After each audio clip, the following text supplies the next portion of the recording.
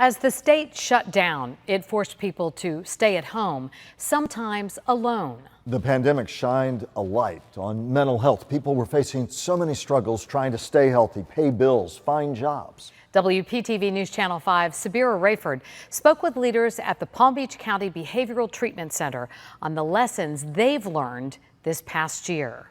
At Retreat Behavioral Health, Executive Director Molly May has seen the impacts of the COVID-19 pandemic up close. That March to kind of July, people were coming in who didn't even necessarily recognize that they had problems with substances. May says the lockdown caused a ripple effect in the recovery community. That socialization component was big.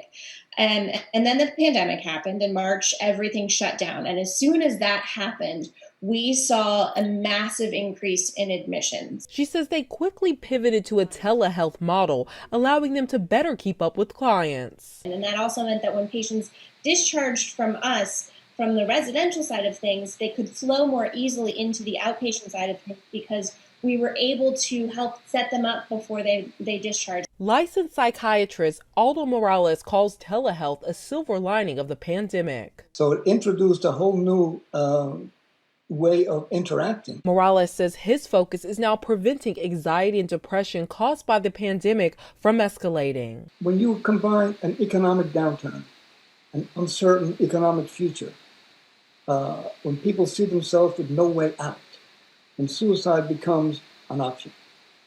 And it's an option we have to try to prevent. Experts say there are things you can do to overcome a difficult time, like prioritizing self-care and sticking to a routine. And the National Suicide Prevention Hotline is offered 24 hours a day, 7 days a week. For more information, visit our website, WPTV.com/rebound. Sabira Rayford, WPTV News Channel 5. The pandemic was difficult for many business owners as restrictions meant taking a hit financially. The federal government offered disaster relief loans, but as Contact 5 first exposed, it led to some people to become victims of identity theft. That's right. Contact 5 investigator Dave Bowman shows us why these victims feel like they're still not getting any help. There we go. Here, you hold this one. Richard and Donna Lowe spent the summer helping abandoned pets. Yeah. But the couple feels like they've been abandoned by the U.S. Small Business Administration. I found this out the night before last. Richard Lowe found out the SBA took a lien out against him and his wife. It means if they don't make future payments on the SBA loan that someone fraudulently took out in their names, Lowe says the agency could confiscate their tax refunds and money from the sale of their property. We have no recourse because the USBA refuses to talk to me, and they don't care because they already have somebody on the hook for the debt, which is me. Contact 5 first exposed the problem in September when Lowe, a woman in Okeechobee, it's a pretty low blow, and 3 other individuals in other states told Contact 5 they had SBA disaster relief loans taken out of their names. ID thieves used the victims' first names, then added farms, apparently making it seem to the SBA like they were farmers looking for help. The SBA later took out liens against both Patty Sarkar of Okeechobee and the Lowes, people who've never owned farms. They stated, And while Richard Lowe tries to get the liens removed from his record,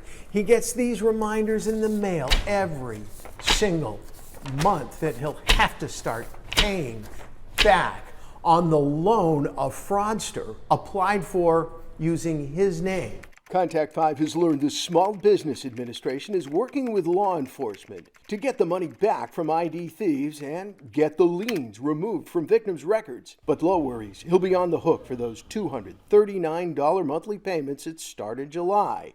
And if the issue is not settled, Lowe says he's not paying. absolutely not. I want them to take me to court. Because if they take me to court, at least I can face them. Richard Lowe wants the SBA to clear this up soon, but so far, he says the agency has only sent him reminders of what he could owe. In Palm City, Dave Bowman, WPTV News Channel 5. The SBA now has a form for those who believe they are the identity theft victims from the disaster relief loans. For a link to that form, go to our website, WPTV.com. As the pandemic continued, so many people were forced to think fast on ways to support their family, including changing careers. WPTV News Channel 5's John Shainman spoke to one man who found a way to stay afloat after his travel industry job sank due to COVID. Before the pandemic, the phones wouldn't stop ringing at cruise planners in Hobe Sound. It was fantastic. We were rocking. But John Morgenthaler says a restart date for the cruise industry keeps getting pushed back. I just waited and hoping that the cruise lines are right, that somehow the CDC would figure out a way that we can get back into business. Now, with May perhaps the earliest time for sailing again, Morgenthaler knew he had to pivot. I'm bringing you back to what used to be my man cave. Always good with tools, he and his son decided to start up a handyman business. I already had a base of clients through my clientele in here. He's never advertised. It's just word of mouth. All the big contractors only want big jobs. So if you're willing to go and do a 1 hour, 2 hour job for somebody, there's a lot of that work out there. Morgenthaler says customers love the father and son concept. We've always been close, but this definitely brought us closer together, and it's teaching him in a way to own and run a business. The handyman work has allowed him to make enough to keep the lights on in his office and survive for now.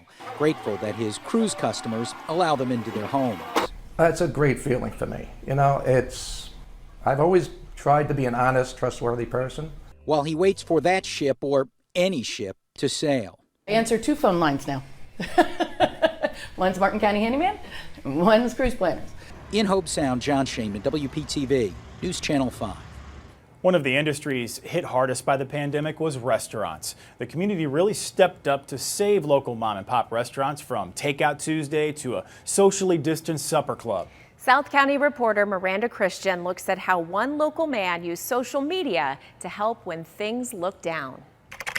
The Socially Distant Supper Club was a Facebook group created right when restaurants were forced to shut down last year. It was the week after St. Patty's Day. John Brewer helped create the group with the idea to help funnel people to restaurants with planned to-go orders. J&J Seafood went from doing like 5 dinners to 65 the first time, and we were like, okay, we're on to something here. The idea quickly spread to other cities, with dozens of supper club groups being created as far as Silicon Valley. It's the best part of my life, it really is. We just started a brick and mortar about 9 months ago. Caesar's Jerk and Famous Ribs opened up their storefront right as the shutdowns were starting. What's going on, everybody? Owner Bill Caesar says they connected with Brewer and got a shout out in the Facebook group. Our business went through the roof the next week. Like so many others, the pandemic created struggles to stay open. Menu up here. But Caesar says that Supper Club helped keep their local places open. Business is not doing great right now, and if it weren't for the Supper Club, we'd be doing worse. Brewer says the next step for the Supper Club is taking it outside of Facebook. But I'm working with an app company right now, and we're kind of working on some things that we can maybe address some of the pain points that the restaurants have. The app is still in the testing phase, but they hope it's out by spring.